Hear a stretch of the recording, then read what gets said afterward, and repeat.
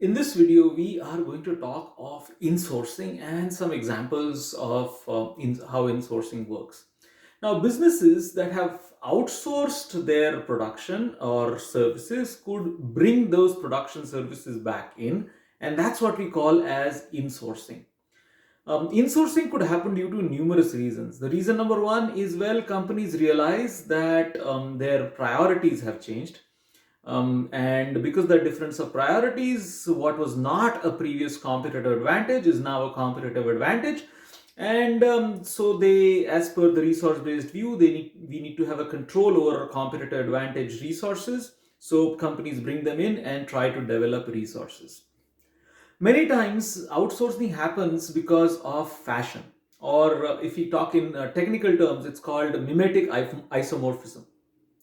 So companies imitate each other. So since a few competitors go and start buying from China, well, most other businesses also go and start buying from China. So this is a classic follow-up act.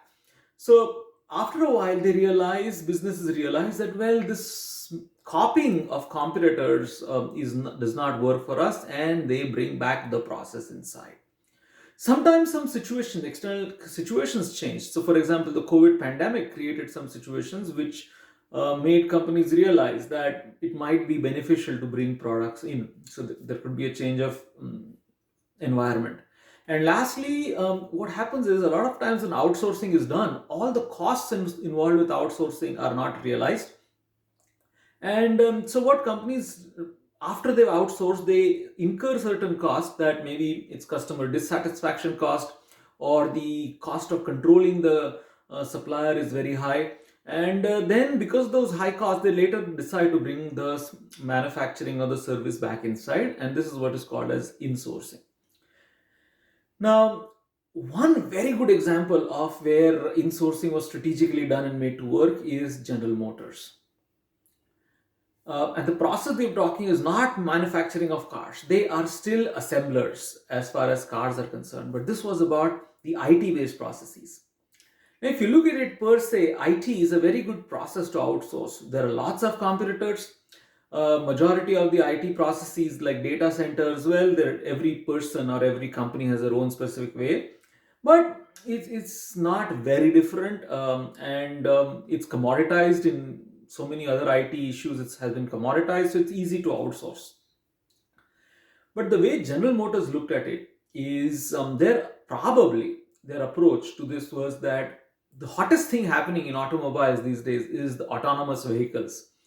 And autonomous vehicles, one thing it does is shifts the onus from the mechanical components of a car to the electronic and the IT components of a car. So my guess is they probably saw car is no longer a mechanical product, but as an electronic product. Now, once I see a car as an electronic product, the immediate next thing I need to do is the electronics and the IT is what is going to give me a competitive advantage. So I need to bring back the IT inside. So because of this, what they did was systematically, for example, one of the things they did, they hired Randy Mott. Randy is one of the most expensive CIOs in chief information officers in business, but they hired him. And they slowly brought back a lot of their processes. And though this has not been documented with my conversations, readings, and guesses, I think more than 75% of General Motors IT is being done by General Motors employees.